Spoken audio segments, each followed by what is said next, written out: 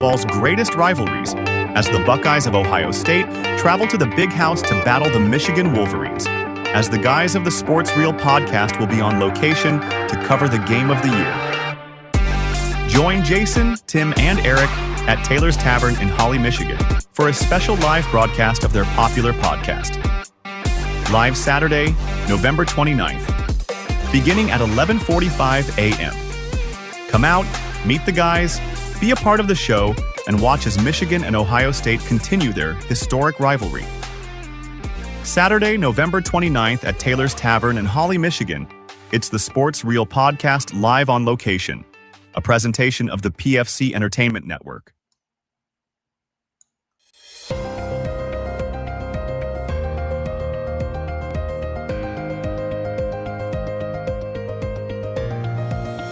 This is the Pure Fury Creations Entertainment Network.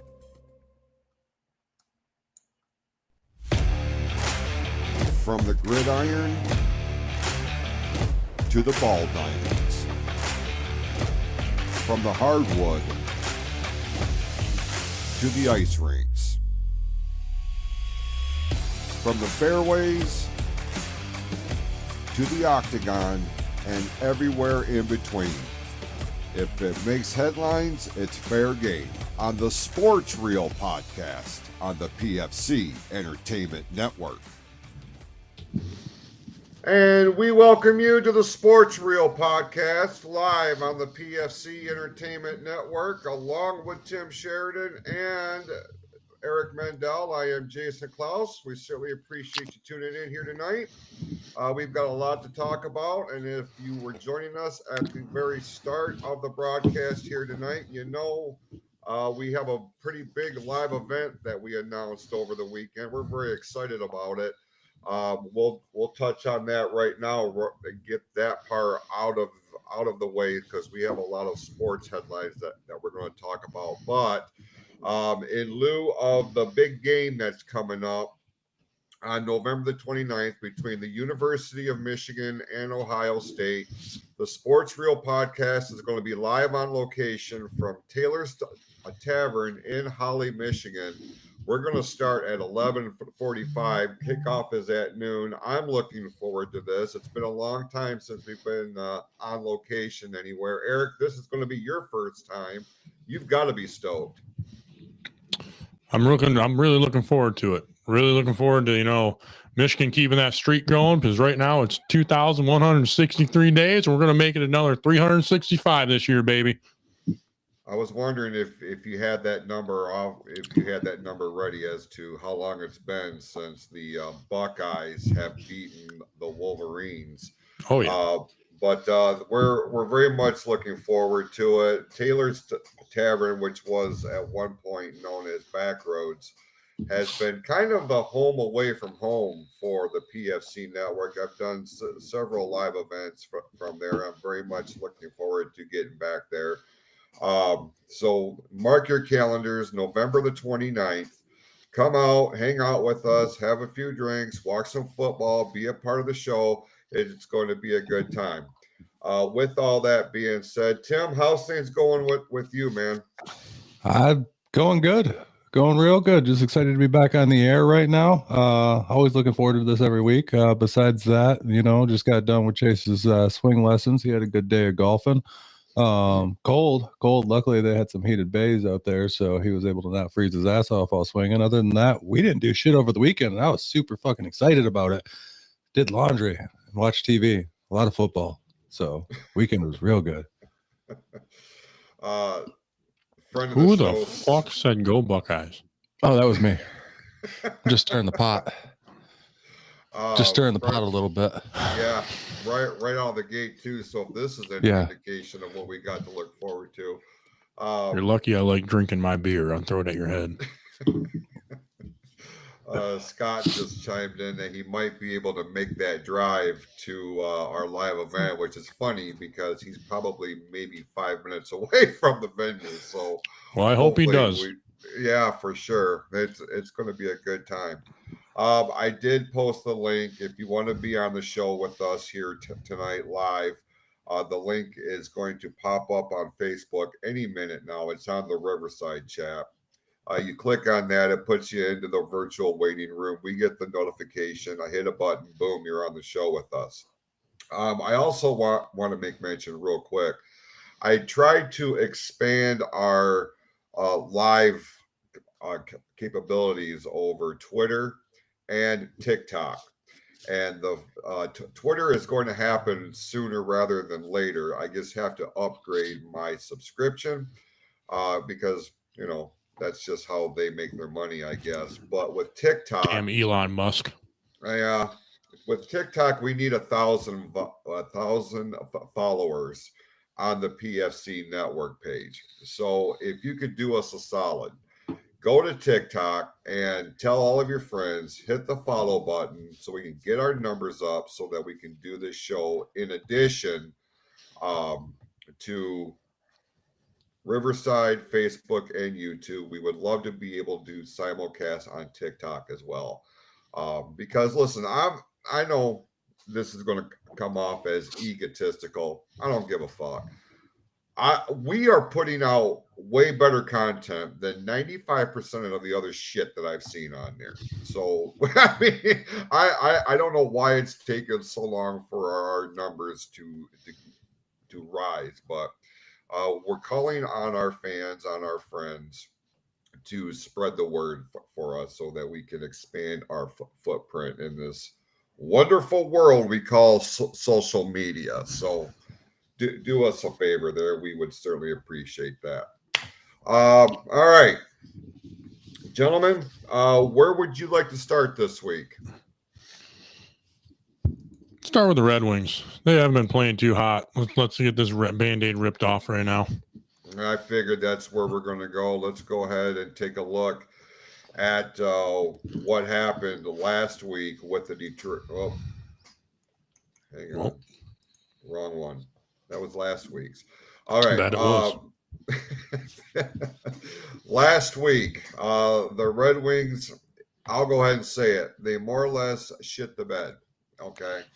Well, the Vegas one I wasn't upset about. Good team. You're on the West Coast. First game.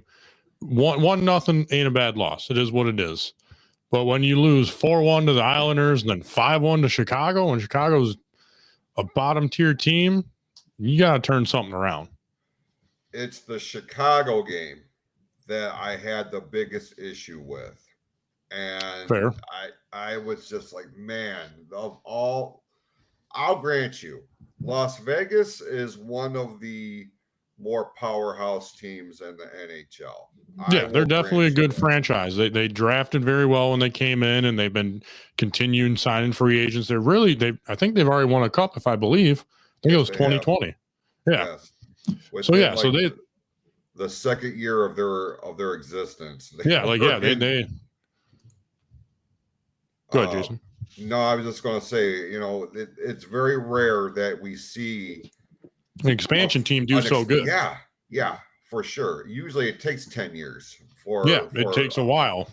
But, the league was trying to expand, and they did it right. They gave them a lot of picks to take from teams, and they gave them draft picks. So, yeah, it is what it is. The Vegas game, I was like, it is what it is. It was 1-0. That's not a bad loss. It's a tough-fought game. But when your goalie's a Swiss cheese the next two games, that's not looking good.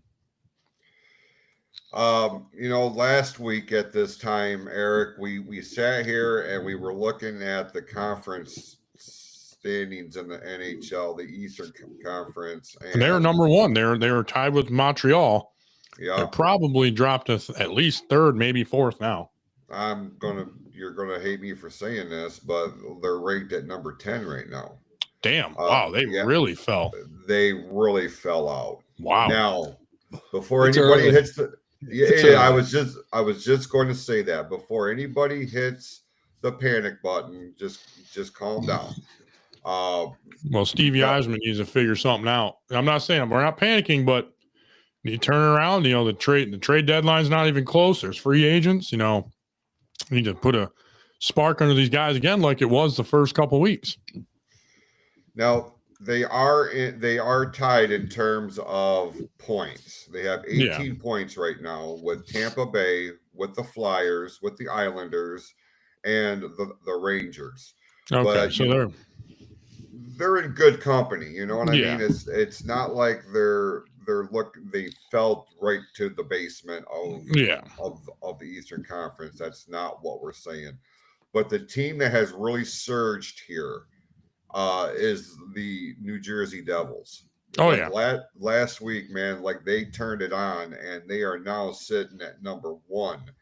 Let me run down the top 10 real quick in the Eastern Conference. New Jersey's at 1, the Carolina Hurricanes 2, Montreal dropped to 3, Pittsburgh rose to 4, Boston is at 5, Ottawa's at 6, and then we get into the 18-point tie with Tampa Bay, Philadelphia, Islanders, Red Wings, Rangers. Yeah, so in reality, this next game, this next stretch of games, the Red Wings can turn around and be top 3 again.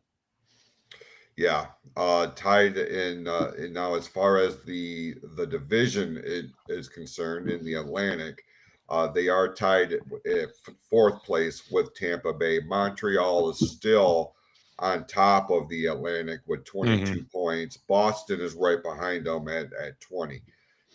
We expected this, because when you look at the Eastern Conference, man, like this is where a lot of the powerhouse teams reside. And we've talked about this on previous episodes. Was this going to be a good move, moving the Red Wings from the Western side over to the Eastern side, which has proven to be something of a challenge. But when you look at where they are right now, at this point, they're doing better than they have in the last handful of seasons coming out of the gate. So we just want to reiterate, nobody needs to be hitting the panic button quite yet. You know what I mean? We're still very, very early on. Yeah, it just hit November. I'll start worrying when it's coming around to freaking end of February, going into March, because that's when the playoffs start, and that's when it really push starts really happening. And we need to get we need to get some points, so we don't gotta try so hard during the end of the season. Just keep playing how we're playing in the beginning, and we'll be fine. I haven't seen any injuries. I haven't seen anything really bad like that. I think it's just, chemistry on the team, or they're just off because they're on the West Coast. They went to the West Coast, then you went all the way to New York, then you went to Chicago. I think, no, they were home. They were home for New York and Chicago, I believe. But still, you go from Las Vegas to Detroit. That's a heck of a jump. When you look at their schedule coming up for this week, the majority of the games will be at home. Okay. On Thursday, they will be welcoming in the Anaheim Ducks. We beat them last time. Saturday, Buffalo will be here. Sunday, they're going to go out to Madison Square Garden for a showdown with the Rangers, and then coming back home on Tuesday against the Seattle Kraken. Real quick, I want you to leave that up. Okay. Because I want to point out something. What's that? I got to give all the credit to the people down there that work at LCA, because you have a Wednesday, they got to bring the court out. Thursday, get rid of the court. Friday, bring the court out. Saturday, get rid of the court. Monday, bring the court out. It's like every other day. I didn't even think about that. Think about all the work that goes into that to swap that thing over from hockey to basketball, hockey to basketball in one night. That's fucking crazy. All the credit. Big round of applause to those guys. That's a lot of fucking work. Oh yeah, because I see the Pistons are home for 3 and they're home for 3. Yeah, okay. Yeah. So it's every other night. They're bringing the basketball court out, putting it away, bringing it out, putting it away, bringing it out, putting it away. You got to melt the ice too. You got to get all the ice on. I watched how they do it. The ice stays up. The ice doesn't go anywhere. They roll a basketball court on top of the ice. Yeah. Damn. Wow. Okay. So that thing has to move in and out every fucking night to set back up for the Wings. So that's fucking hands off to those guys. That's crazy. Nuts. And a lot of markets have been doing that for a long time. This is relatively new for the Detroit teams. Because we all had Tigers were at Tiger Stadium, the Lions were at the Silver Dome, Wings were at the Joe, and then the Pistons were at the Palace. Yeah. Which I wish they would have never got Palace. I love the Palace. Oh, I miss the Palace. We've talked about that before. My girl and I I'm- just talked about that too last night we were watching a little bit of the Pistons game with Washington, and we were talking about our experience at Little Caesars Arena. I mean, we went for a Monday Night Raw back in the summer, but just the way that building is constructed is very I don't know, man. It's Silver Dome steep when you get to the top. Oh yeah. When you get to that top, it's fucking steep. Yeah, for sure. So absolutely kudos to the building, workers at LCA to make that a thing. It's crazy.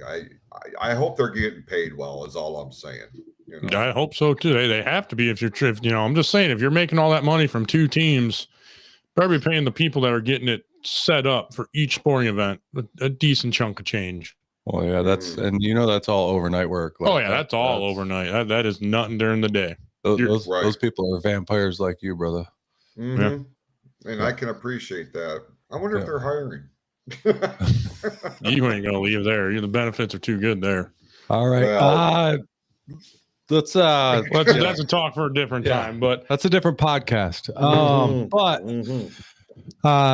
We talked about Red Wings. I want to get into the Pistons because that's one thing I've really been watching. I wasn't really vocal a whole lot during the Red Wings because I haven't really had time to watch it between football and basketball and keeping an eye on that. It's been pretty rough, and golf's going to be picking up here pretty soon. So I'm going to have no time in my life. But fucking Pistons are on a roll, guys. They are. They jumped to the number one spot in the East. 9-2 right now. They jumped to the number one spot. They killed it. Last night, they friggin' Cunningham put up 46 points to get the win. Cunningham's having an MVP level year so far. It's early. Early. I mean, let's see how it goes up. But so far, he's coming out hot. Probably his best start ever. He's having a career year. Well, they said the last time the Pistons started this good was 05 and 06. That's right after we won the championship. Yeah. So we'll see what happens. But Jason, if you want to run down those scores from these games last week. Last week, as Tim alluded to, the Pistons were on fire.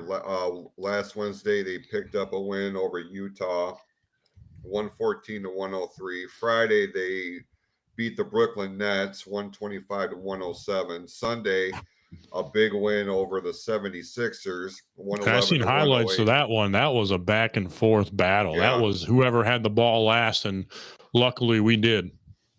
And we saw something like that last night with Washington. Big overtime win, 137-135. Upcoming Wednesday, they've got the Bulls. Friday, another showdown with the 76ers. Monday, a big game with the Indiana Pacers. And then next Tuesday, they will be in Atlanta to play the Hawks. So we need some retribution against the Pacers there. Why?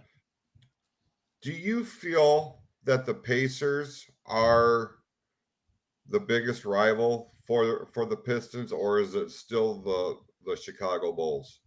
I mean, currently the Bulls. The Pacers are not even relevant right now. Well, did you watch playoff basketball last year? You'd understand if you did. Well, why are the Pacers like in last place in the league then right now? I don't know because they made it. They almost made it to the championship last year. They made it to the championship. Yeah, they did make it to the championship. They knocked us out. Like that was a close fucking back. Didn't they knock us out? Mm-hmm. Yeah. Okay. Yeah, that was a close back and forth. Like that was fucking a hell of a series. So that's why I'm saying retribution this week. Well, I think their star player still hurt. I think he got hurt in the finals and had to have surgery. I don't think he was going to make it to the beginning of this season yet. As things stand right now, the Indiana Pacers have only won one game. As we're broadcasting here tonight, they are sitting at 1-9. Because I think their star player is hurt. I think he tore his Achilles in the finals. I believe that's accurate. Yeah. He something with his leg. He tore something that he wasn't going to make it to the beginning of this season. And I think that's why they're doing so bad. But unfortunately, if you count on because it was Indiana versus Oklahoma City Thunder. I remember game 2, he did the famous Reggie Miller choke thing, and then that's when they just lost. Yeah. After he mocked them, that's when the Thunder rolled them. That was creative. It was. I do appreciate that. In the Eastern Conference right now, the Pistons are the number one team in the Eastern Conference. Right behind them, 2 games Is the behind Bulls. them. No, the New York Knicks. Oh yeah, I think Bulls it's have been hot though too. So Bulls is gonna be a tough matchup coming up. It will be. We always For play sure. them tough. I always play them tough. On the Western side of things, Oklahoma City sitting on top of the Western, but just a game and a half behind that is the San Antonio Spurs.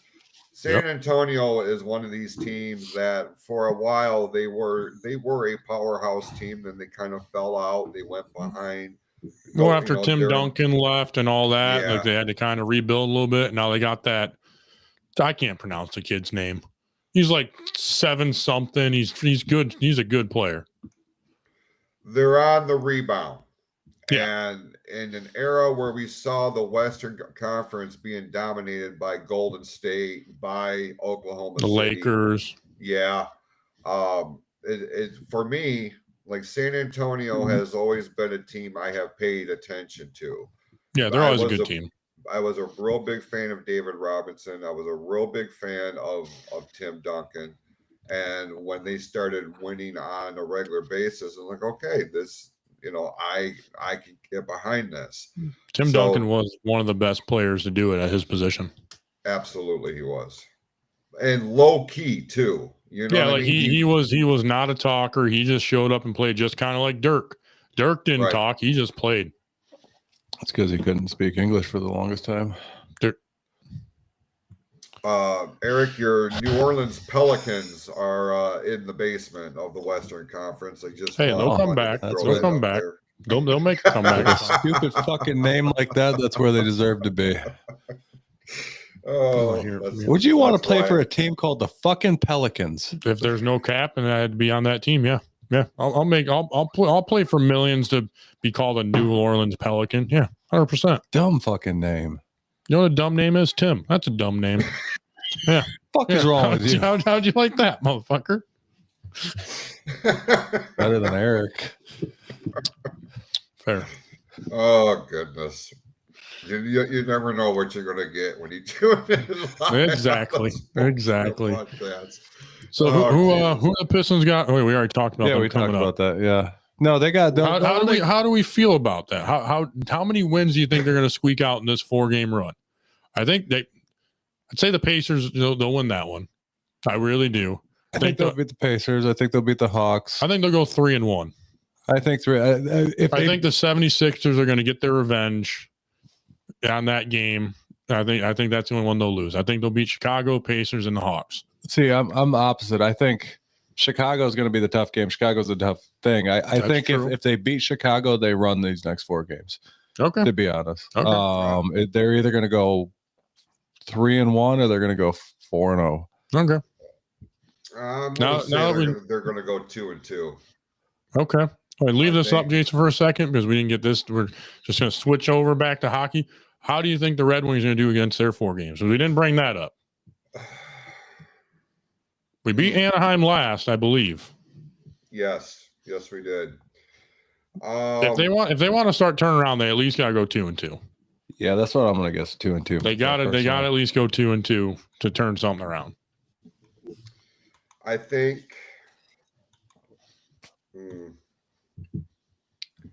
Yeah.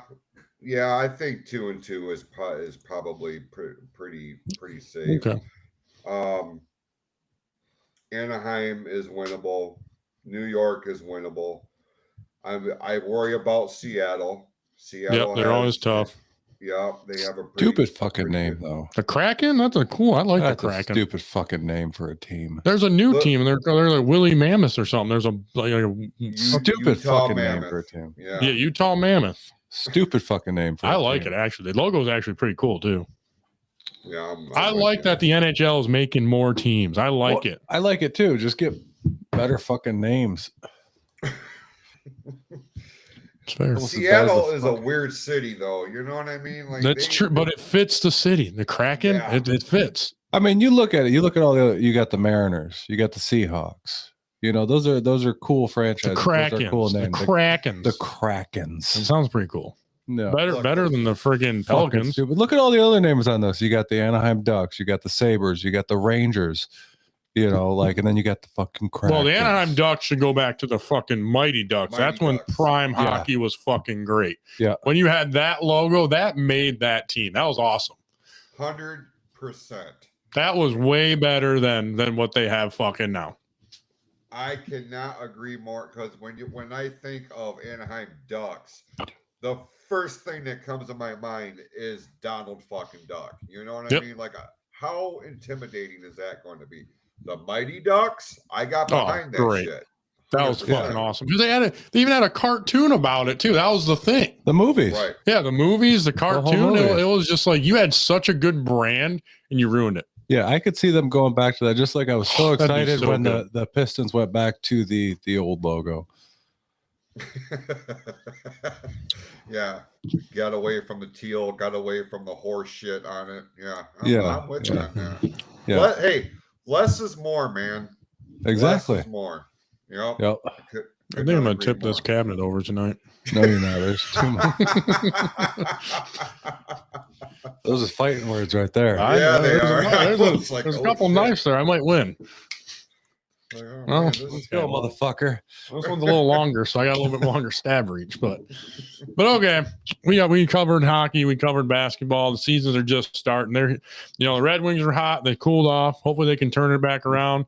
Pistons are turning on. They're number one, but I think they stay that way. I hope so. I hope they continue to play the way they're playing. And you're gonna have a couple down games and all that, but if they can stay consistent, I think the Pistons have a good shot to make a deep run this year. Yeah, I think if Cade Cunningham can stay healthy, because he's having one of those years right now. But also, he has a lot of help this year too. He has a lot of help, but he's starting to match some of these numbers. He just hit something the other night that put him in a category that only ever Jordan did. So, like, he is doing phenomenal shit right now. He's setting records this year. Yeah. Let's keep this shit going as long as he stays healthy. Well, when you score 46 and get a triple double, that's pretty big. Yeah, that's a huge fucking thing. So if he can stay healthy, this team could make a run at it this year. I did see, unfortunately, that LeBron is starting to practice now. So eventually we're going to see his jackass self back. All right, worried about him. I mean, he's 92 years old, still trying to play basketball. But for fuck's sakes, just retire, old man. Not a LeBron fan. Sorry, guys. It's done and over with. Who cares? But Eric, let me ask you this real quick.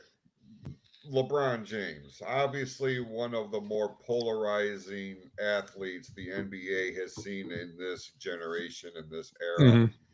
Mm-hmm. And obviously you get the common the debate, I guess. Jordan. Is he the greatest of all time? Is Jordan. 6-0. 6-0. He made to 6 in finals and won all 6. And if he wouldn't have retired in between there, he'd be 7. Yeah, probably more. And if it wasn't because what was their general manager's name from The Last Dance? Phil Jackson? No, that was the coach. Oh, general manager. You know the name. You can't think of it though. You know it. Yeah. That little short fat motherfucker. If he didn't just want to tear the Bulls down, Jordan already said if you'd have gave everyone another 1 year contract to run it back, everyone on that team would have did it. Everyone on that, so they could have won it back. They could have won it back to back in '99 too. Jordan went 6-0 in the finals, and he made his teammates better, and he played through injuries. He had to go through the bad boys and through all those teams and everyone he had to play. It's Jordan. So let me ask LeBron is the Jordan of my era. The best basketball player in my era when I was growing up. He was the next big star. He was doing crazy things. Yes, I can give him that. But you can't compare Jordan to Michael because he won 6 in a row. He won 6 championships, never lost one. So let me ask you this, and this is a question for both of you. Would there have been a Jordan? I mean, obviously there would have been a Jordan, but would Jordan have been as successful without a Pippen? He wouldn't have been who he was without the Pistons. He went in that documentary. I said Scottie Pippen. Well, yeah, because he still won without him when Dennis Rodman had to step up. No, Pippen was on that team. He was on it, but he wasn't playing. Yeah, he was injured for a little bit, but he was still on every one of those championship teams. Yes, he was. That's just like That's just like Isaiah Thomas had Joe Dumars. Yeah. You have to have your strong second. You have your star, and then you have the next one there. And there's always going to be that. They were meant to play with each other, and that's how it was. So, Jason, you answered that because you were watching those finals just like I was. We're a little bit older than Eric. Mm-hmm. You old fucks. No, man, we're seasoned. We're not. That's fair. That's fair. Tim's a little too seasoned, like 2 seasons of a steak. Nothing wrong with a seasoned steak.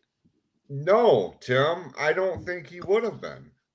I don't think he would have been good. He would have been, He would have been Jordan, but he wouldn't have been the 6 final Jordan.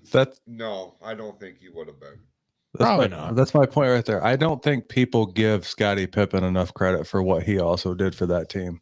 No, and I'm a Jordan fan. I think he's the greatest of all time, but I don't think Jordan becomes the greatest of all time without a Scottie Pippen to go, win 6 championships. It doesn't happen. You can talk about Dennis Rodman, but Dennis Rodman wasn't even there for all 6 of them. No, he was with us and all that, but that's just like the Pistons. Would the Pistons won back to back without Rodman? Probably could not. they won back to back without Joe Dumars or the microwave? Who I hope you guys can name who that was. Vinnie Johnson. Thank you. Yeah. So like that was a team. I will give that back. In the 90s, the 80s and 90s, that was a team. Well, that was a team. You had Bird, you had Magic, you had Jordan. That was a team. Yeah. Then that's the same thing when we won the championship the last time. It was a team. Yeah, it was a team. Our Detroit teams always do best. We should have won it fucking in 05 too. We shouldn't have lost to the fucking Heat in the Eastern Conference Finals. It's fucking horse shit. Yeah, you win some, you lose some. It's been a long struggle back from then, and likely just like last year, making it deep into not deep, but making it a postseason run last year. That was a team. Obviously, Kate Cunningham is stepping up this year and having a phenomenal season. But you really couldn't call anybody a superstar last year. It was a team effort that got them to that point, and they turned it on at the right time to make that run, and they're carrying it over this year. Now, let me ask you this: are we worried that they're getting such a hot start? Are we worried that they might stall might pull Detroit Tigers? Just like the Tigers did to us this year? I don't think so. Basketball's a little bit more, not as many games, but I don't think they'll stall out. I just think that's an honest question for fans. It is a very honest question, and it's a very viable question. My thing is, it's going to come down to making sure that this team stays healthy. And that's true. To further what you were saying about the whole team aspect, that has been the identity of just about every championship team in Detroit, no matter what sport we're talking about. Our teams have not had that over-the-top superstar. It has been a team, a collective effort. You can make the argument. Not all of our teams. Well, hang on. We had Megatron. Yeah, but they didn't win a championship. He's talking about the teams that won championships. Okay. Yeah. I was just talking about Megatron. Now, you can make the argument that Isaiah Thomas was head and shoulders the face of the franchise, and I'm not arguing that. But he would not have been as successful as he was if we didn't have Joe Dumars. Much or like Bill Laimbeer. What Eric was saying. And, because first you draft Isaiah Thomas, and then you went and got Bill Laimbeer from free agents. Mm-hmm. You didn't have those pieces, you weren't going anywhere. Yeah, you weren't going anywhere. You look at the Tigers. Okay, you can make the argument Miguel Cabrera, especially during the no championship though. The Triple Crown year, no championship. We Nope. had an all-star team in 2012, We and did. they got swept out of the World Series. But you go back to '84. It was a team. Absolutely. That's what the Lions have right now is a team. Yeah, the Red Wings. But go to the Red Wings. The Red Wings all those years had teams. They had players. Yep. So we're not a superstar team. We're not one superstar and all decent players around. No, we're a team city. And that's how we win. Yeah. Now, granted, some of these players go on to become superstars. I mean, it'd be hard to argue the fact that Yzerman wasn't a superstar, but he didn't start out that way. No. You know what I mean? It was a team effort. Say the same thing with Fedorov. You know what I mean? It was, well, he was a superstar and his head got too big. And if he kept his head down and stayed with Detroit, fuck. Well, that's the thing is these guys, when they're winning these championships, aren't generally, attributed to being superstars. It's they grow into that because of the success of the team. 100%. The difference with Steve Yzerman is he was never treated like a superstar outside of Detroit. No, he was just Steve Yzerman. Right. He was the captain, and he held that C on that chest very proudly, and he did the right things. He kept the team in check. With Fedorov, the moment he left, where did he go to? Columbus? I think St. Louis. Was it St. Louis? Or no, Washington. Something like that. He went. I don't know exactly, but he went to go seek that superstardom. He wanted to be the Yzerman of that team when he wasn't, and he couldn't be. Nope. He just wasn't in them. Nope. And it just goes to show just how important Steve Yzerman was. Yep. But outside the perimeters of Detroit, Michigan, the national media did not look at him. He was not promoted as one of the NHL's biggest stars, even though statistically he was. Oh yeah, he was great. Yeah. Detroit has its own identity when it comes to championship teams. It is a team effort. Now the Pistons, where we're at right now, they got a team. They got some dogs. Yes, they do. Like I said, so questions. Since we're back on the Pistons, if the Pistons were to draft Carmelo Anthony back in the day instead of whoever they did, think they would have won one or two more championships with him? So you'd have had Melo, Chauncey, Ben, Rasheed, Hamilton, and Tayshaun, and not including the bench players we had too.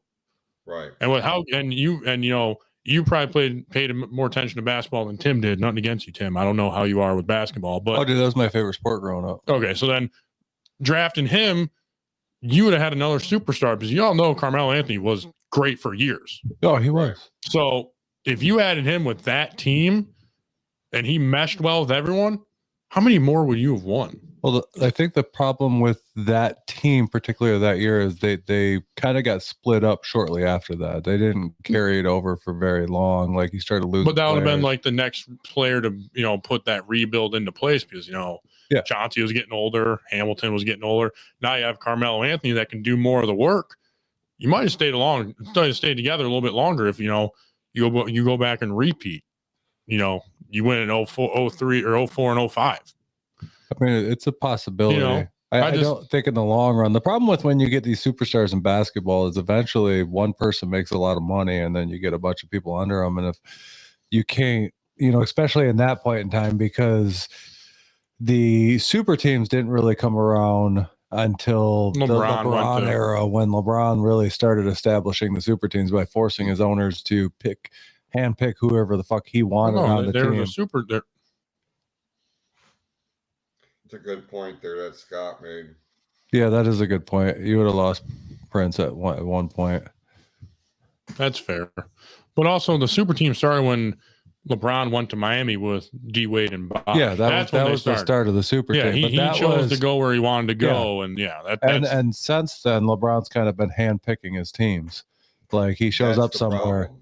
Yeah, and he goes, I want this person on the team, I want this person on the team, and the owner just pays a shit ton of money. Yeah, he went to Miami, then he went back to Cleveland, then he went to the LA. He's doing that. It is what it is. To the point that he's got his god-awful fucking bad fucking basketball player of a son on LA just because he's handpicking his teams. Let the owners pay their money and not think of the franchise. That's fine. But that's a huge franchise. Those guys got more money than fucking brains, so it doesn't even matter.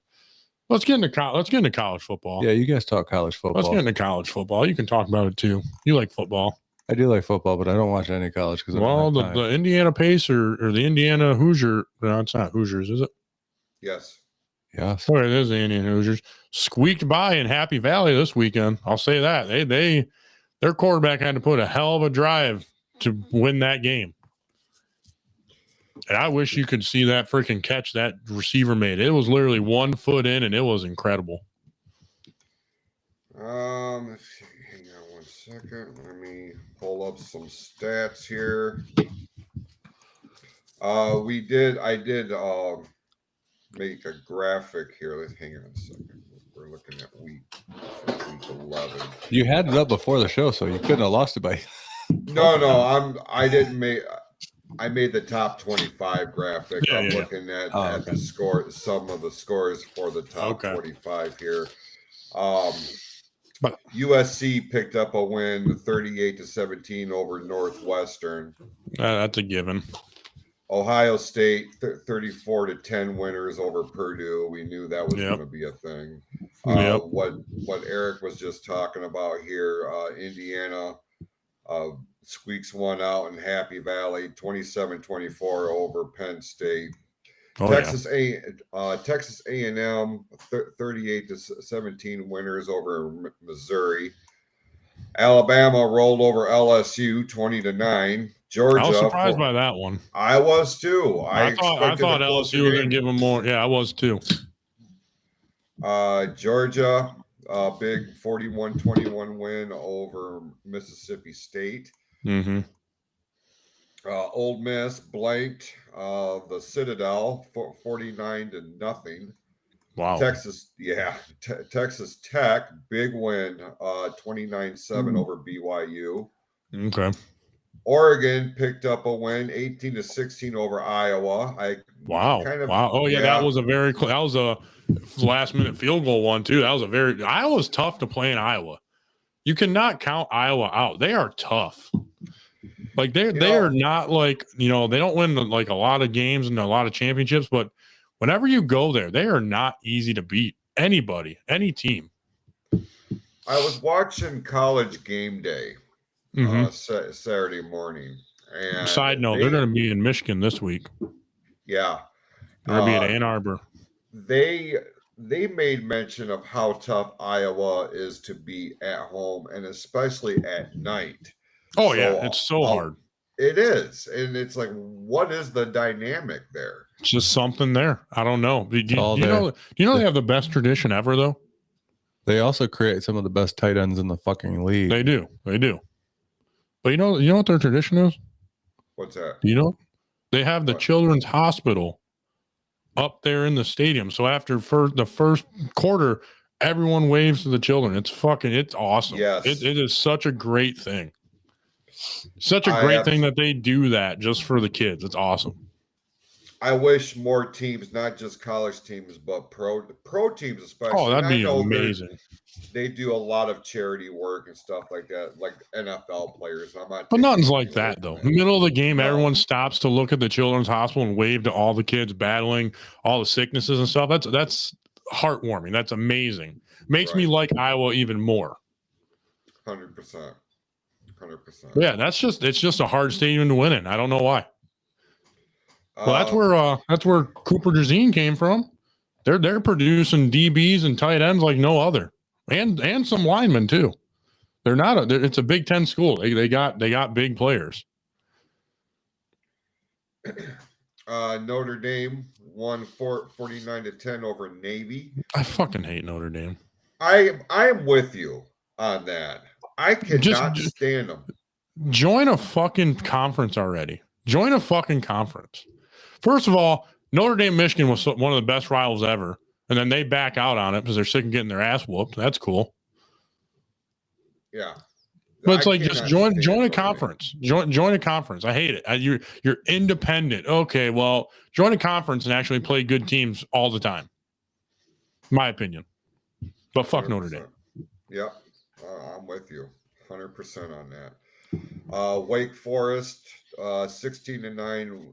This was an upset. 16-9 win over Virginia.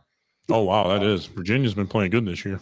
Yes, they have. They're actually 8-2 overall, 5-1 in the ACC, ranked number 14. Wake Forest is not ranked. No. But they're 3-3 in the ACC. So this was an upset.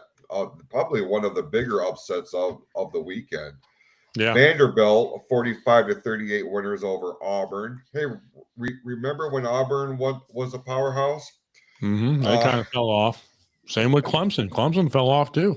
Mm-hmm. Miami, 38-10 winners over Syracuse, and Wisconsin, 13-10 winners over Washington. But you'll never forget when Clemson beat Ohio State in 2016, 38-0 in the All-State Sugar Bowl to go to the national championship. Stomped them 38-0. Amazing. Never forget that. Let's take a look at the top 25 for this week. At number 1 maintains Ohio State. 2 is Indiana. Yep. 3 is Texas A&M. 4 Alabama. 5 Georgia. I know people who are watching this on Spotify can see this, but we're going through this for those who are listening to the podcast. 6 is Ole Miss. 7 is Oregon. 8 is Texas Tech. 9 is Notre Dame. 10 is Texas. 11 Oklahoma. 12 BYU. 13 Vanderbilt. 14 Georgia Tech. 15 is Utah. 16 Miami of Florida. 17 USC. 18 Michigan. 19 Louisville. 20 Virginia. 21 is Tennessee. Shout out to you, Scott. 22 is Cincinnati. 23 is Pittsburgh. 24 James Madison. And 25 is South Florida. South Florida. It's crazy that there's so much talent out there now that there's little, like Cincinnati. Cincinnati's been relevant for a couple of years now. Like, they're not just like a pushover team. They're legit hard to beat. Yeah. And same with South Florida now. They've been playing hot this year. They've been bouncing in and out of the top 25 all year. Seems like, just when you forget about them again, they're doing something to get back into the headlines. Because there's so much talent out there now that kids are realizing they can go to a smaller school and still have a chance to go to the NFL. Yeah. You don't have to go to Alabama or Georgia or Michigan or Ohio State. You can go to South Florida or Cincinnati and still make it. And still making the NFL, so they're like, yeah, you're getting so much talent nowadays. You can't count out the little schools at all. Nope, you really can't. Mm-mm. All right, but your college football playoffs is 1 through 12 right there now, and if it stays how it's going to stay, that's going to be a good. It's going to be a good season, a good bracket. 1 through 12. Top 12 again. Yeah, Ohio State, Indiana, Texas A&M, Alabama, Georgia, Ole Miss, Oregon, Texas Tech. Fuck Notre Dame. Yep. 10 is Texas, Oklahoma, 3 BYU. Texas teams in there, and Texas Tech. That's Patrick Mahomes' alma mater right there. Yep, it is. Yep, yeah. No, Texas A&M, Texas Tech, and Texas. That's it's going to be a good. It's going to be a good college football bracket. I'm looking forward to it because it's not far away at all. No, we're just a couple of weeks left in the college football season, which blows my mind because it's like, man, where did the goddamn time go? You want to talk about time, Jason? We were talking about the MLB a lot because the Tigers were making a push, and we didn't talk about college football a lot. Well, let's talk about time as we transition to this next topic because it's already 7:34. But that's fair. We just finished week 10 in the NFL. We did. Where the fuck is that time gone? Because it feels like we were just excited about getting this season started, and we're already more than halfway through this fucking season. And it's like, holy shit. Well, let's hear our records for this week because it's not good. It's not good. There's a lot of. That was a bad week for all of us. All of us. I know. What were the records this week, Jason? Well, Tim went 9-5. What the fuck? God. Fuck yeah. I hate this guy. That's a bad week for me, though. Eric, you went 7-6. Okay, I'm positive. I went positive. I went 6-8. Yes, I gained a game on Jason again. Did. I didn't gain any on Tim. This is horse shit. I gained a couple games on you there. You did. What's the totals right now? Overall, Tim is sitting at 96-53. Eric is at 83-64. Okay, you're not out of the picture. and I'm 81-67. You're not out of the picture either. It's really like it's kind of tight. Like you just because there's more upsets coming up now, so it's just you just gotta have that gut feeling and go with it. But I don't think any of us would have picked Miami or New Orleans. No, there were some fucking upsets of that week, but that's been the storyline of the NFL this year. Like, there's been a lot of fucking upsets, and I don't know if it's just upsets. New York Jets beat the Browns. Yeah, I didn't pick all the Jets. All of us missed that one. Yeah. I didn't pick the Jets. I figured Flacco was going to come up, but they didn't even fucking start Flacco. Nope. They had fucking I know me and you picked Baltimore, and he picked Minnesota, I believe. Yeah. No, we all went Baltimore. We all went Baltimore. Okay. Yeah. The only game, I think the Carolina game fucked us all. Yep. That we all went Carolina. We all went Carolina, and we all went Buffalo too. Yeah, we all went Buffalo. That one fucked us all. We all went. Who else did we all go? Jacksonville. Yep, we all chose Jacksonville. And they played fucking great. Hey, can you highlight Dave's last comment there? I don't want to see it. It's probably mean. No, it's not mean at all. It's just spitting facts.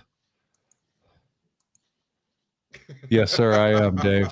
I'm getting a free meal. Hey, it ain't over yet until Tim starts singing. This is what happens when all you do is watch NFL. Like, Eric's got to split his time up with college and hockey. I got to pick up Leafs. I'm not just letting them sit in my yard like some people. Hey, Sunday's Leaf Day. Well, clearly not. It's football day for you. No, I have to actually go out in the morning and start doing leaves because my last tree finally dropped all its leaves. So I am fucking good to go and run it because I wait. I'm not one of those assholes who go out there every other fucking day and sit there and pick up leaves over and over again. I wait till all the fucking leaves are off the trees and I'll go do it once. Why don't you mulch them? I'm just going to burn them all. I'm going to burn them all. Good for your yard. It makes it healthy. My yard is fucked. We're all sand, dude. There's no healthy in this fucking neighborhood. It's all sand. Okay. Whatever. Grass looks like shit either way. Let's get into your stats, Sir Timothy. We ain't talking about this ain't the Leaf let's podcast. Talk about how Tim is the greatest NFL picker of this group. I wouldn't say of all time because I'm probably would lose against some other people because it is only week 10. Hey, I want to point something out right now. Oh God. You see these stats? No. You want to see something I did? Did you? Holy shit! He used both sides of the paper. People. I used both sides of the paper. I'm proud of him. It's you only can't been like see this 3 up weeks. There, but you know what I did? Just to not hear Eric bitch. Yes. I did every fucking game this week. Yeah, thank you, Jason. Every fucking game. Yes. And you know, I started this shit. I'm gonna tell you, I started this shit Thursday Sunday. night. Oh, okay. No, Sunday. As the games ended Sunday night, I sat in my chair with my little fucking table in front of me, and I fucking sat there and started doing these things. So that way, Monday, all I'd have to do is 2 games, and that's exactly what I did. Proud of you. But to start off this week, let's talk about Denver 10 over the Raiders at 7. That was such a fucking bad game. Not the game that I thought it was going to turn out to be, but it's really hard to call that one because it is a divisional matchup. They did play tough. Yeah, I watched some of it. They play a lot tougher usually in the division. Bo Nix, 150 yards, 1 touchdown. Dobbins, 77 yards rushing. Bryant, 43 yards receiving. Compared to the Raiders side, we had Smith at 143 yards passing, Genty 60 yards rushing, 1 touchdown, and Lockett at 44 yards receiving. Not an exciting game to watch at all, and I did not watch that one. So obviously, there's gonna be a lot of games on this list that I didn't watch. You don't watch Thursday Night Football? I started to. It got boring, so I turned it off. Oh, okay, fair enough. Fair enough. 2 teams. I mean, obviously, they're both in the same division as my Chiefs, but the game was I get it. It was boring. No, I got it. It was like trying to crawl through Monday Night Football last night. It was the most horrid game I ever fucking tried to watch, but I sat through it. Next game. It's a defensive game. That's the thing. Those games are defensive games. But continue. Actually, yes. Dave, you called me out there. That's exactly what I have. I'm going to be honest with you. But next game, old Danny Dimes there, still on a roll. Fucking Colts 31, Falcons 25. I think some of us picked the Falcons on this one. I think I picked the Colts on this one. I picked the Colts too. I know that. I think Jason went with the Falcons. Where the hell did they? Should be right after the Thursday night game. Oh yeah, right after Denver. No, we all went Colts. Okay. Yeah, good call. Daniel Jones, 255 yards passing, 1 touchdown. Fucking Taylor We're fucking running it up again. 244 yards rushing, 3 touchdowns. Like Eric, you said upstairs before we were 3 touchdown game again. 3 touchdown. If he doesn't get MVP this year, he's getting fucking robbed. Yeah, 100. Well, the last running back to do it was LT, and he had, I think, 6 3-touchdown games, and I think that was Taylor's 5th. Yeah, there's still 8 weeks in the season. Taylor's still on pace to do close to 3,000 yards this year. I hope he does. I hope he does, because he's killing it. Yeah. Warren, 99 yards receiving compared to the Falcons. Penix Jr., 177 yards. Warren's their tight end, correct? Yes. Yeah, he's killing it too. Penix Jr., 177 yard passing, 1 touchdown. Bijan Robinson, 84 yards rushing. And London, 104 yards receiving, 1 touchdown. Another really good game. I think Falcons played them tough. They did, but I think all roads to the Super Bowl are going through Indy this year. It's a good chance. It's a good chance. The way they're playing, they're going to lock up that number 1 seed, and they're playing tough. Like their defense is playing good. The Danny Dimes and Taylor, and they're all like, and their tight ends, their top receiver right now. They still have Michael Pittman Jr. Like that team's looking good. It's looking good. I want to see them go against one of the other. I do like. I'd love to see them against Buffalo, Baltimore, or Kansas Chiefs. City. Yeah. Like I want to see what they do against them. Yeah, I would love to see it. I want to see Daniel Jones in the playoffs and see how he handles it, because playoff football is completely different. We saw that last year with Sam Darnold. Once you got, it wasn't even the playoffs, but it was the game before the playoffs to the Lions, to win that fucking number 1 seed. He choked like a motherfucker. Well, you go into Ford Field with that, and Ford Field was fucking rocking. It's hard. That's hard to win in. But continue. Next game, Houston 36-20 over Jacksonville 29. I think we all picked Jacksonville this game. Well, yeah, because I think Houston put up 29 points in the 4th quarter. Scott called out they got the Chiefs and Seahawks coming up, so we'll see what they do against those teams. I just pulled up. They're playing the Chiefs on the 23rd. That will be a good game. Yeah, that'll be a very good game. But that's going to tell us exactly what the Colts are. But I believe the Texans scored 20 some odd points in the 4th quarter to win that game. Yeah, it was, and they had a fucking backup. They had Mills, 292 yards passing, 2 touchdowns. Yeah.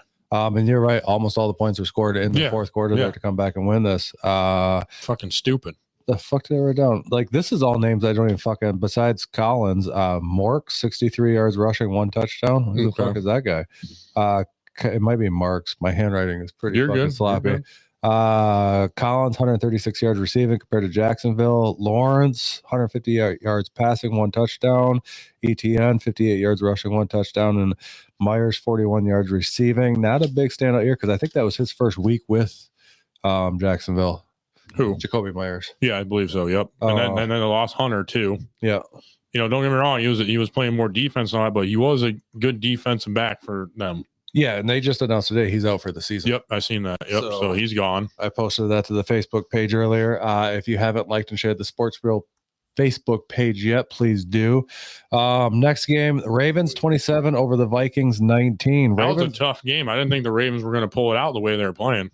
They were playing rough, but the Ravens are kind of on a little run right now, and they got to be after losing a couple in the row. They got to get started back out 1-5. Yeah, they got to start getting. But they did last that year. They started out 1-4, and they still made it to the playoffs. So and they won the North too. Yeah. So let's see where they end up now that Lamar's back. He's healthy. He went for 176 yard passing, 1 touchdown. Derrick Henry 75 yards rushing, and Zay Flowers 75 yards receiving. JJ had a good game, 248 passing, 1 touchdown. He also had 48 rushing, and then Naylor had 124 yards receiving, 1 touchdown. So pretty good game back and forth. I did watch this one. Like you said, the Ravens kind of didn't start out that great. It looked like the Vikings might pull this one off, which we all know after watching the Vikings play the Lions, the Vikings can play defense when they fucking want to. I still don't believe in JJ though. And I think that's why they're sitting on the bottom of the North right now. But the North is still scary. The North is so fucking tight right now. Yeah, it's so tight. It's 2 games. 2 games, like spread it out. Like all the North teams are tough. You know what I just got thinking? What's that? We'll talk about this after you're doing your stats. I'll bring it up after. Next game, the New Orleans Saints 17 over Jason's Carolina Panthers. His eyes 7. right now. He's like, we all got this fucking game. Yeah, we all chose the Panthers. The Panthers have been on a fucking roll this year. But it's a rival game. It's a rival game. Yeah, it is. How do you even pronounce? Is it Shao? Their Their quarterback. Spencer. Oh no, it was the new one. Yeah. He's the rookie. I can't. Is it Shao? I don't know how to pronounce it. I think it's Shao. Yeah. 282 yards passing, 2 touchdowns. Good fucking game. El Camara, 83 yards rushing, and then Olave, 140 yards receiving, 1 touchdown. Compared to the Panthers, players there. Yeah. Compared to the Panthers, Young had a not that great of a week, 124 yards passing. Dowdle got held back. I mean, he's been having a hot season yards too. Or something, or 53 yards rushing, 1 touchdown, and McMillan, 60 yards receiving. Not a good showing for your Panthers, Jason. Nope. They need an offensive line help. That's what they need. That's what they do. Next game, Bears 24 over the Bears. Giants 20. Bears are on a roll. I mean, you look at it. I was watching TikTok today, and everybody was talking about our Bears are in first place. Like, no, the fuck you're not. Like, back the fuck off. You're not in first place. You have the same record as the first place team currently, but you don't own that tiebreaker. So fuck off. Sorry, I'm trying to read these fucking things at the same time. Bears, Williams, 220 yards passing, 1 touchdown. I do got to give credit to Ben Johnson. He's got Caleb Williams playing pretty fucking well right now, and they're on a little bit of a roll right now. Let's see how that handles. Swift, 80 yards rushing. Odunze, 86 yards receiving, 1 touchdown. For the Giants, this game could have been different if Jackson Dart didn't go out with a concussion. He's been pretty hot this year. Even with Scadaboo out, I think they could have won this one. Dart went 242 yards passing before he went out. Tracy Jr., 71 yards rushing, and Slayton, 89 yards receiving. Could have been a different game without Jackson Dart going out. I really like Jackson Dart. He's a lot of fun to watch. So hopefully he's back in a few weeks. I mean, exactly. I agree with that. And we'll see what they do. I mean, they're going to have to play the Lions again here pretty soon. They still got to play Green Bay again. And they're probably going to fall farther into this division at that time. Next game, another one that all of us got wrong. The Miami Dolphins 30 over the Bills 13. What the fuck is going on with the Buffalo Bills? Josh Allen just is having off games. When he has an off game, it's fucking off. Jason's got a point. I just saw him throw his hand out. He's got to say something. I almost picked Miami. You did. I remember you did too. I was like, man, there's something telling me I need to go with Miami here. Like I just you should have. I should have. I fucked myself. I had a couple of those this year that I should have went that way and I didn't. So I feel you right there. When Josh Allen's off, he's off. Yeah, but when he's on, he's on. Hold on. Wait till you see these stats. It wasn't Josh Allen, bro. Okay. Dolphins, Tua went 173 yards passing, 2 touchdowns. A-Chain, 174 yards rushing, 2 touchdowns. Waddle, 84 yards receiving, 1 touchdown. Now, Josh Allen, 306 yards passing, 2 touchdowns. Cook, 53 yards rushing. Shakir, 58 yards receiving. Was their leading receiver. Josh Allen had a good fucking game. Their defense must have something. Or was it their turnovers? I did not watch this game. Okay. So I couldn't tell you exactly what happened. If anybody knows what happened in this game, was there a lot of turnovers? What the fuck happened? It just looks like their defense must have just took a shit this game. And they actually have a pretty decent defense this year. They do. But they've played some bad fucking games. Yeah, like when they're off, they're off. Like there's no like making halftime adjustments and you come back, they're off the whole game. Yeah, like it was just a rough game for them. But Allen, once again, a good game. Like you look at the stats, they should have won this one, but they got fucking stomped by the Miami Dolphins. But the Miami Dolphins have actually had to stack together a few good weeks in a row. They have. Like they're starting to look like something down there. Even without Hill, they're still doing okay. And maybe they could turn around something down there. Who knows? Next game is another one that none of us picked. The Jets. They won again. 27 over the Browns 20. Now, this was unfair for all three of us because all three of us thought Flacco was starting this game and he did not. It's true. And I don't know why. Is Flacco hurt? What the fuck's going on? I didn't pay attention to injury report. What? Why didn't we're talking about Cleveland and Jets? Yeah. Flacco's in Cincinnati. Oh yeah, he did get traded. He started out the year and fucking. I'm like, what? I'm like, Flacco's in Cincinnati, dude. He did get traded. Son of a bitch. I made that fucking pick off of the fact that I thought he was still with the Browns. That is hilarious. Fuck. My brain's fucking toast. I gotta stop drinking. Yeah, Scott, you just called me out. But where did he start the year? Or continue. Damn it. And I know this. My brain is shot. So from all the years, steal chair shots to the head, Jason. I'm telling you. I totally understand. Understand. Anyways, Jets. Fields went for 54 yards passing, 1 touchdown. How the fuck did they win this game? 54 yards passing, 1 touchdown. And they just traded Sauce Gardner too. Yes. Hall, 83 yards rushing, also had 42 yards receiving, 1 touchdown. How the fuck did they win this game? Browns, Gabriel, 167 yards passing, 2 touchdowns. Judkins, 75 yards rushing. Judy, 78 yards receiving, 1 touchdown. You look at the stats, I don't know how the fuck the Jets won this game, but they pulled it out. So good for them. They got their second win of the year. Punt return and kickoff return for touchdown back-to-back. That's how it happened. That's how it happened. Good call, Scott. That's another one of those games I did not watch. Next game, because I'm going to be flying through these real quick. Once again, Patriots won. We were talking about this earlier. Patriots are the fucking real deal. Patriots are back. Yeah, I mean, it's like the Patriots all fucking over again. Hopefully we don't have to watch the Patriots win like the next fucking 10 years. I don't think that'll happen, but I like that they're relevant because it makes the AFC more interesting. Yeah. Patriots 28, Bucks 23, Drake May 270 yards passing, 2 touchdown. Henderson 147 yards rushing, 2 touchdown. Hollins 160 yards receiving. Compared to Baker, went 273 yards passing, 3 touchdowns. Tucker 53 yards rushing. Egbuka. I know who you're talking about. 115 yards receiving, 1 touchdown. Yeah, I mean, for the Patriots to go in there and beat the Bucks have been a good team this year. It just shows I beat them bye week. I think bye weeks kill teams. I really do. I really do too, and that's why I'm kind of glad right now that the Lions aren't in a run to get the first seed bye. I don't want that. No, I don't want that at all. Next game, Seattle Seahawks 44 over Arizona 22. Arizona didn't show up at all. Seattle's the real deal though, also this year. So, Sam Darnold proved that he needed to be on a better team when he was in Minneapolis and all that. And when he was in Minnesota. Yeah. I still don't trust him, though. He's a Minneapolis and Minnesota, yes. That is true. But continue, though. Continue your stats. Share shots of beer. And then you got Sam Darnold, 178 yards passing, 1 touchdown. Charbonnet, 83 yards rushing, 1 touchdown. Smith and Jigba, 93 yards receiving, 1 touchdown. He's a real deal for them. He's number 1 wide receiver. Yeah, he's having a hell of a season. He's done better since Metcalf left. Yeah.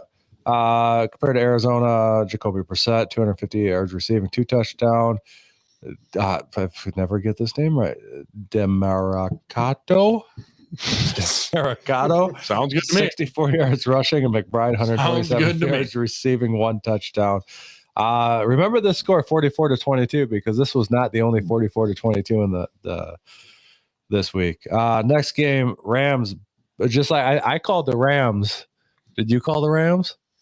Was I the only one that called the Rams last week? I think you were. No, Eric chose the Rams as well. Okay. Yeah. Okay. I thought they were going to have a bounce back because they lost that first matchup against them, but the Rams are playing fucking hot right now. Their defense is playing good. The Stafford, they're a contender. Stafford just went $500 as a whole record. Yeah. Rams 42, 49ers 26. Stafford 280 yards passing, 4 touchdowns. Williams 73 yards rushing, 2 touchdowns. Adams 77 yards receiving, 1 touchdown. Compared to the 49ers. Puka back? Was Puka back? No, Puka did not. No, yeah, he was back in this game. He just didn't do much. Okay. He just didn't do much. Their leading receiver was Devontae Adams. Makes sense. 49ers, Mac Jones, 318 yards passing, 3 touchdowns. Robinson, 41 yards rushing, 1 touchdown. Kittle, 84 yards receiving, 1 touchdown. Now to my favorite game of the week, which was fun to watch, and we'll talk about this one for a moment. Detroit Lions. I told you to remember the score, 44 compared to the Commanders, 22. Same exact score as this fucking Seahawks-Arizona game. That's true. We had 2 44-22 games this week. It's fucking nuts. Nuts. Detroit Lions. I want to come out and put this out there. Somehow, John Morton got quietly fired from the play calling duties this week, and makes sense. It makes sense because after the lackluster offense we've had over the last few weeks, where they couldn't seem to open anything up, Dan Campbell decided to put his readers on and hold a sheet in front of himself and call this game himself. And that made so much fucking difference in this offense. You look at this. J-Mo, 119 yards receiving, 1 touchdown. J-Mo hasn't done shit this season until Dan Campbell started making calls. I am super excited about Dan Campbell calling the offense. I don't know how you feel about it. I don't know how you feel about it. Well, they put up 44 points and won. I'm pretty fucking excited about it because they did. They put up just like Ben Johnson said, anyone can run this offense, but for some reason, not John Morton. Well, you know what you need to do? If Dan Campbell's going to call the rest of the plays this year, you fire him and you start looking for your next OC next year. If he's not going to fucking do shit, see you, dude. I mean, Drabel just got fired. He'd be a good OC. It's true. Anyone with the talent we have on our team, anyone can run that offense besides him because he's trying to play smash mouth football when we're not that. No, it's not that anymore. It's not ground and pound. It's not that. It's you spread the ball out, motion, you get people moving. Period. Continue with your stats. Good. I like Scott's comment there that Campbell said he's calling plays again this weekend because we're going to need it against the Eagles this weekend coming up. But you looked at how much the offense had changed. We were doing cross routes. I mean, we were hitting the middle of the field. We're doing old lion shit that makes sense. This is the first time your playmakers the ball in space to make a play, just like J-Mo did on his touchdown. He had a slant, made a couple guys miss, touchdown. Yeah. Bam. I mean, bam, boom. That's where we fit in. And the running game took off. He didn't give up on the running game. No, he didn't. You gotta spread it out. So you open the running game. That's why Ben Johnson was so lethal in this offense because you come up with a stumble play where Jahmyr Gibbs falls down and Jared Goff stumbles with the ball.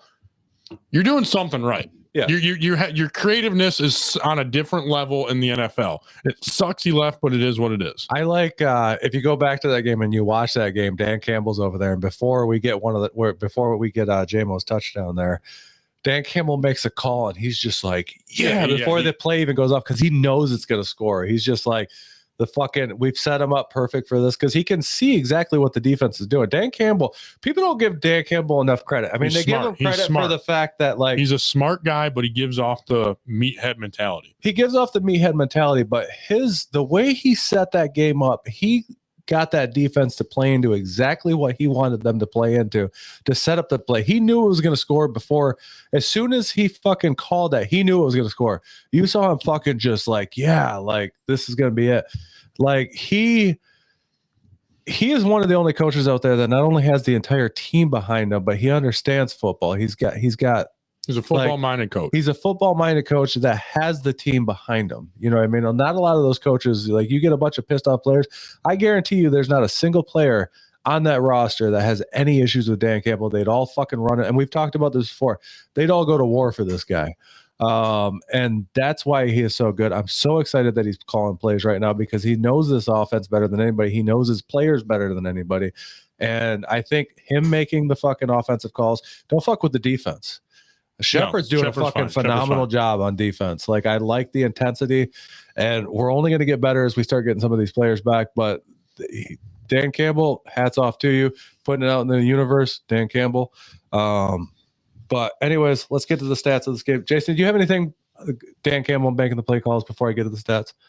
If this continues and the Lions are continuing to be a success based on Campbell's play calling, there is no shit reason why he should not be coach of the year when this is all said and done. God, I love that comment, Jason. That's he should have been coach of the year the last 3 years in a row. 100%. But in this aspect, this is what a coach does. And let me put it this way. This is why every Detroit team always says Detroit versus everybody, because they just want a dog on us. That's why they don't win coach of the year. That's why we don't win this or that, blah, blah, blah. It's Detroit versus everybody, period. Well, this is also something that I didn't even know the exact number of, but for a coach to call the offensive plays like that, and I know most, some teams, like Andy Reid calls his own offensive plays and shit like that, but 18 out of the 32 teams, the head coach calls the offensive plays. So it's not out of the norm for a head coach. Well, you got Matt LaFleur, you got the coach from the 49ers, you got Andy Reid. Yeah, you got a lot of head coaches that call the plays. Yeah. So you got the one from Miami that calls the plays. Yeah, you got a lot of smart-minded football coaches out there. But if we go into Philly this weekend and we beat the Eagles with Dan calling a hell of a game, with Dan calling the plays, do not fucking change anything. Oh, you won't. You won't. Anything. The Well- thing that scares me about that is if we beat the Eagles, next thing you know, we're getting closer to being that 1 seed. And I don't really want to be that fucking 1 seed. Well, let's worry about that when we get there. What's the rest of the stats of this game? Goff, 320 yards passing, 3 touchdowns. Gibbs, 142 yards rushing, 2 touchdowns. He also had Yeah. 30 yards receiving and 1 touchdown. Yeah. Monty, 71 yards rushing. Jamo, 119 yards receiving, 1 touchdown. St. Brown, 58 yards receiving, 1 touchdown. Laporta, 53 yards receiving. They got that ball moved around to Yeah. all the weapons. And even Tesla made a catch in that game. He made his second 2-handed catch. Now he has 2 1-handed catches and 2 2-handed catches. So he's fucking. And shout out doing to St. awesome. Brown for doing the Donald Trump dance. Commanders. Mariota, 213 yards passing, 2 touchdowns. Krosky Merritt, 30 yards rushing. Burks, 50 yards receiving. Not a whole lot on the Commander side. We beat the shit out of them, which, I mean, let's be honest, that team is decimated with injuries. Yeah, 100%. Just like we were last year, though, Yep. in the playoffs. But we also, So yeah, but we handled it a little bit better. we handled it. But we also didn't lose our quarterback like they did. Yeah. But yeah, they're decimated on both sides of the ball. So we anticipated a win anyways, but it was good for our team to get out there, get that moral victory, get back on the thing because we need some energy to go in against Philly this weekend. Let's finish up the last 2 games real quick. Chargers 25 over the Steelers 10. I think I might have picked the Steelers last week because I thought Aaron Rodgers was going to go off. I think we did. But that did not happen. Herbert, 220 yards passing, 1 touchdown. Vidal, 95 yards rushing, 1 touchdown. McConkey, 67 yards receiving, 1 touchdown compared to the Steelers. Rodgers, 161 passing, 1 touchdown. Warren, 70 yards rushing. Metcalf, 35 yards receiving. Steelers didn't do a whole lot, and they lost this game. Chargers are still fucking just, Harbaugh's got them fucking churning over there, and they're doing pretty well this year. Yep. Last night, snooze fest. It was just a defensive battle. Eagles 10 over the Packers 7. I was glad to see the Packers lose because it Knocked them down to third place. It knocked them down to third place, and it catapulted the Lions up. Yeah, so you hear that, Isaiah? Third place, not the first place anymore. Yeah. Lions are now first place in the division. Or Isaac, my bad. And it also puts the Lions at the 3rd seed for playoff fucking contention. I'd love them to stick in the 3rd seed. That's where I just do not get number 1 seed. Hurts, 183 yards passing, 1 touchdown. Barkley, 60 yards rushing. Smith, 69 yards receiving, 1 touchdown. Fuck you. He caused me to lose fucking fantasy this week, and Chase beat my ass because Smith got fucking 1 touchdown. I was leading going into that game. We both had a wide receiver left. I had fucking Romeo Dobbs, and he didn't do shit. Love, 176 yards passing. Jacob, 74 yards rushing. Watson, 45 yards receiving. Also, I want to make a note, Jason, just as a programming note. It's pretty exciting. This was Sports Reel episode number 50. Yes, We are sir. halfway to 100, brother. Yes, we are. We've done this 50 fucking times. Isn't that crazy? I can. Where does the I time? can remember week 1. Oh, I know. I was so nervous and drunk. Yeah, that's what I remember. Now I'm still drunk, just not as nervous. Right. Let's go. All right. Let's look at week 11 in the National Football League, and it's going to kick off Thursday night. The New York Jets will be playing the red hot New England Patriots. Fuck, how do we pick this one? Patriots. I mean, you got to pick the Patriots, but Jets are on a little win streak right now. Yeah, but I'm going to go Patriots as a safe bet. Who you got, Jason? Yeah, I really want to go with the Jets, man. I And do. if your gut's telling you to do it, do it. Come on, You Jason. fucked up a couple picks last week. Do it. You know what? I am. I'm going to go. You just Jets. talked him into it. Well, hey, he might. You never know. We're going to get Aaron fucked. Glenn, Jets are winning this game. Yeah, watch the Jets. Aaron Glenn will show up and beat I'm picking Patriots, by the way. them. We're still me and him are Patriots. They're Jets. But what's the next one? All right. Washington will be in Miami to play the Dolphins. I never believe in the Dolphins, but I'm picking them this week. I'm picking the Dolphins. The Commanders are they're too beat up. Yeah, they're decimated as well. I am going Dolphins as well. Green Bay Packers will be playing the New York Football Giants. This one's a hard one to call because we don't know if Jackson Dart's going to be off concussion protocol yet to be able to start in this game. Then I'm going Packers. Yeah, as is just that defense. That defense is too good for the Packers. As a safe bet, I'm going to pick Packers because I don't know about Jackson Dart. Jackson Dart can stay in a game. He's exciting. He's a very good quarterback, and I hope he turns out for the the Giants. But and I think he will. I think he will, as long as he doesn't end up in that fucking like whole concussion issue like Tua has been to, and hopefully they don't overuse him and fucking end his career early because he's a good quarterback and he's fun to watch. I'm going Giants. Okay. Okay. I mean, they might get Dart back and they can win this game. He's picking the two New York teams to win this week. That might be interesting. Yeah. So me and Eric for Packers, Jason for Giants. All right, who you got? All right, Tennessee Titans hosting the Houston Texans. I'm going Titans. I think they're going to upset the Texans. Barely beat the Jacksonville Jaguars. I think the Titans are going to squeak out a win. I'm going to go Texans. I am going to go Titans. Hell yeah, we're going to gain one, hopefully. All right, Carolina Panthers in a divisional showdown with the Atlanta Falcons. It's going to be a close fucking game. Well, the last divisional showdown they had, they lost. So I'm going to go Falcons. Okay. I'm going to go Falcons too. Fuck you guys. I'm going Carolina. Got to pick with your heart, Jason. I like it. Got to pick your team. Ooh, NFC North battle coming up. Yes, sir. One of the big showdowns this weekend is in the NFC North. The Chicago Bears will be traveling to Minnesota to play the Vikings.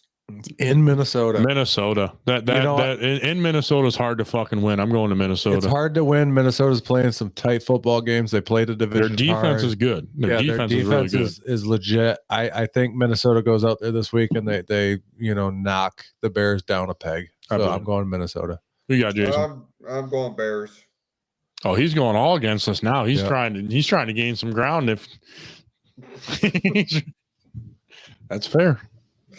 Jacksonville hosting the Chargers. Yeah, Harbaugh's got them humming, man. Humming and a coming. Okay, that sounded bad. Yeah, this is a PG. This is a PG show. Sorry, I drank some beers. It came out. Who you got, Jason? Chargers. Right. This is going to be an interesting one. Buffalo Bills hosting the Tampa Bay Buccaneers. Who do you got, Jason? Let's let Jason pick first. Who do you have? You know what? I'm going to go with Buffalo here. Okay. Tim, who do you got? I'm going Buffalo too. I think they're going to have a bounce back game. They seem to go every time they get their ass whooped, they seem to come back and fucking kill another team. We'll go Buffalo. Yeah, we're all going to Buffalo. I mean, it's hard to fucking bet against Josh Allen. Because he could come. Last week, he 300-something fucking yards. I was like, Tampa Bay got his ass kicked, or Baker Mayfield was like, no, just stick with Buffalo. All right, the late game, Cincinnati will be in Pittsburgh. Joe Flacco plays for Cincinnati, not the Browns. Now, the question is, they just started fucking. Joe Burrow just started his practice window. Is he back by this weekend? This is an AFC North battle. Just keep it in mind. That's a tough division right now. Well, the last time they played, there's two NFC North battles here. You got the Bengals, Steelers, and Browns and Ravens. Well, I got it because the last time, because the Cincinnati's already played the Steelers once this year. Who won that one? I think Steelers did. And Steelers did win. What did they call that one? The something bowl? I don't know. The 40-year-old bowl, the old man bowl, or something. It was something. It was the old man. I know what you're talking about because it was a 40-year-old and a 41-year-old playing. Yeah, I know what you're talking about. And I believe, Aaron Rodgers won that one. And I'm gonna go Steelers because I think Rodgers has a bounce back week. I think Steelers. I'm going Steelers. Me too. Yeah, okay. I am as well. San Francisco 49ers will be visiting the Arizona Cardinals. I'm going 49ers. Mac Jones has been a beast this year. 49ers. Even Cardinals. In a loss last Cardinals week. Didn't even show up last week. Yeah. Even Mac Jones losing last week, he still fucking put up incredible numbers. Who you got, Jason? San Francisco. Okay. Now this is going to be a hell of a fucking game. This is a game of the week right here. One of the games of the week. Hosting the Seattle Seahawks. Just so you know, the Rams are wearing black jerseys for this. Where is this game taking place? In LA. Los Angeles. I'm going Seattle. I'm picking Seattle to upset the Rams. The Rams have lost some tough games this year that I didn't think they were going to use. Seattle has been fucking kind of rolling. What's Timothy's gut telling him? You don't want to bet against Stafford. You don't. I can already see it in his eyes. No, I want to go Seattle, but I get the feeling that the Rams are going to win. Like, I feel like Seattle should Then win go this with your game. feeling. We'll go with your gut. I'm going to go Rams. Okay. Jason, who you got? Seahawks. Okay. Ooh, this is a good one, too. A divisional game. This game's not going to be exciting, but I got the Chiefs. What? I say it's not going to be exciting. It's going to be a low-scoring defensive fucking battle is what this game's going to be. I'm going Denver. I'm going Chiefs. Chiefs have to start turning it on, and they're going to Denver. They're going to start going nuts. Who you got, Jason? Well, the game we're talking about here is the Denver Broncos hosting. Yep. Sorry for we interrupt, Jason. We got some beer in us. We apologize. We were talking about the Kansas City Chiefs versus the Denver Broncos. I picked the Broncos. Tim picked the Chiefs. Jason, who do you got? Broncos. Okay, I like your pick. Fuck Tim. Cleveland Browns hosting the Baltimore Ravens. AFC North battle. So you got to keep that in mind. So this is a divisional game, and I'm going to go Ravens just because it's the Browns. It's almost like the Cleveland Browns versus the Cleveland Browns. Yeah, 100%. I'm going Ravens with this. Yeah, we're going Ravens. I'm going Ravens too. Oh, now here we go. Sunday Night Football. What a game to watch. Dude, is anybody going to not pick the Lions? Eric's already fucked up once this year and not picked the Lions. I did against Tampa Bay. I really did. But if this because of the show, Dan Campbell's calling the plays. Is calling the plays. Scott already filled us in on that. Scott also said that Burrow's not coming back till Thanksgiving. So I'm going Lions. The Lions are going to beat the Eagles. They're going Philly, smack them around a little bit, and beat them. Who you got, Jason? Dan Campbell's going to come in there. We need to hear Jason with his nuts in a wheelbarrow. Oh my God! Rolling into that fucking stadium, and he's going to call those plays, and the Eagles are going to lose their fucking asses. The Lions. Okay, so we all went Lions. Now, who's on Monday night? Oh, Jesus Christ! That's wow. Okay, he's coming back already. I don't like this. This is a barn burner right here. Yeah. Dallas Cowboys will be in Las Vegas to play the Raiders on Monday Night Football. Cowboys. Yep. I'm going Dallas as well. I'm going Raiders. Bless your heart. Hey, Geno Smith might turn it on. You don't know. No, I'm taking Cowboys. I'm switching Cowboys. I switched it. He just gave you the fucking stank eye, bro. I saw that. I looked. I'm like, nope. I'm like, no. I gotta go with Cowboys. I don't want to, but I got to. That was like the Tales from the Crypt. Yeah, because he needs to gain some gains on me, and I need to think with my head here. Tales from the Crypt look right there. Eric doesn't know what the fuck we're talking about. He's too young. Shut up. I am too young, but shut up. But what I was the thought I had earlier. You're talking. Oh, thank you for. Yeah, he tells me to shut up. I'll shut you up, motherfucker. Oh wait, there's no 2 minutes of golf because it's stupid. Okay, back to my. He's got to get to work. Golf. Somebody won. Hoorah! We got to end this. It's late. It's a good time. Scott, the answer is nobody. It's gonna it's an ESPN game, so all the YouTube Plus subscribers aren't gonna be able to watch it anyway. So nobody's gonna watch this fucking Monday night game. Yeah, what's up with that? How are there fucking little disputes? I don't know. I don't have that issue, but fucking yeah. Okay. Yeah. I got Fubo, which is owned by Disney also, so I don't fucking understand the whole fucking thing. I don't get it. But that's another discussion for another topic. Jason, wrap this shit up. Do your thing, Jason. You do it like nobody else can do it. Because we tried the one week you got kicked out and it did not work. We're not anywhere near as good as you are at closing out this fucking show. Stop your bullshit. We're making them blush. Look at those cheeks. They're so red. Fuck off. He's the greatest opener and closer right there. With that, we certainly appreciate everybody tuning in here. If you haven't done so already, check out the new online store, PFC Holidays 2025.printify.me. All of our holiday apparel is on there. All the fall stuff that was on there is now on our main store, pfcstore.printify.me. Follow us on Facebook, on Twitter, on TikTok. Hit the subscribe button, hit the follow button, hit the like, share. Do us a solid. We certainly appreciate that. And mark your calendars, November the 29th. We will be live in person at Taylor's Tavern in Holly. And with that, go out this week. Be awesome to yourselves and to each other. And we'll see you next week right here on the Sports Reel podcast on the PFC Entertainment Network. Let's fucking go Lions. Go Lions. Go Red Wings. Go Pistons. Go Pistons.